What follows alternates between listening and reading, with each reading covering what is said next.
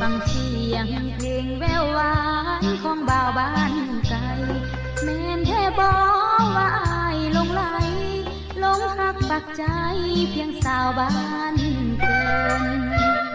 บ่เหมือนคำเว้าเมื่อพบกันเห็นอายทำเมินอยากแค่น้อ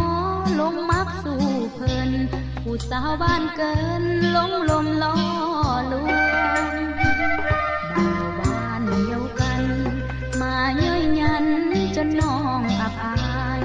ว่ามัวเมาฮักบ่าวบ้านไกลบ่สนใจคนคอยเฝ้าห่วง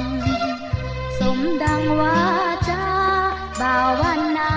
เขาฝากมาทวงสาวบ้านเกินเกือบเป็นบ้าปวงย้อนถือคำลวงของบ่าวบ้านไกลน้องยังคอยอยู่ทุกวันบอกเค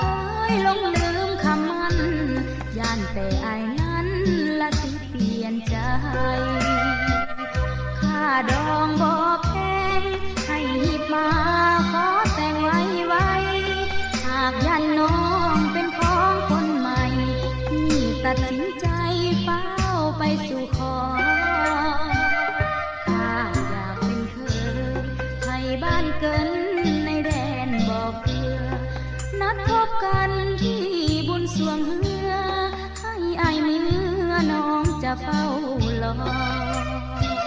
เตรียมจิตเตรียมใจบอกผู้ใหญ่ของอายไปขอน้องจะคอยมุ่งหวังตั้งต่ออายไปสู่ขอเป็นเคยบ้านเกิน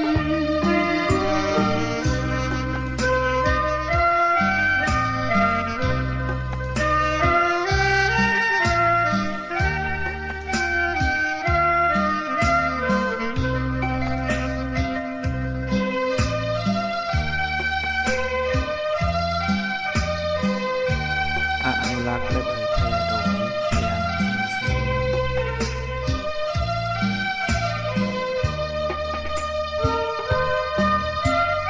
น้อ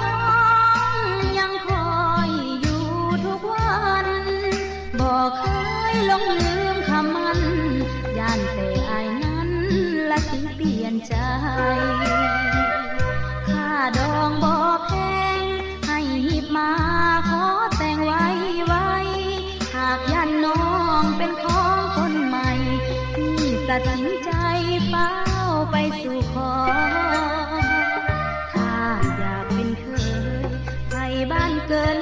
ในแดนบอกเกลือนัดพบกันที่บุญสวงเฮือให้อายเมื่อน้องจะเฝ้ารอเตรียมจิตเตรียมใจบอกผู้ใหญ่ของอายไปขอน้องจะคอยมุ่งหวังตั้งต่ออายไปสู่ขอเป็นเคยบ้า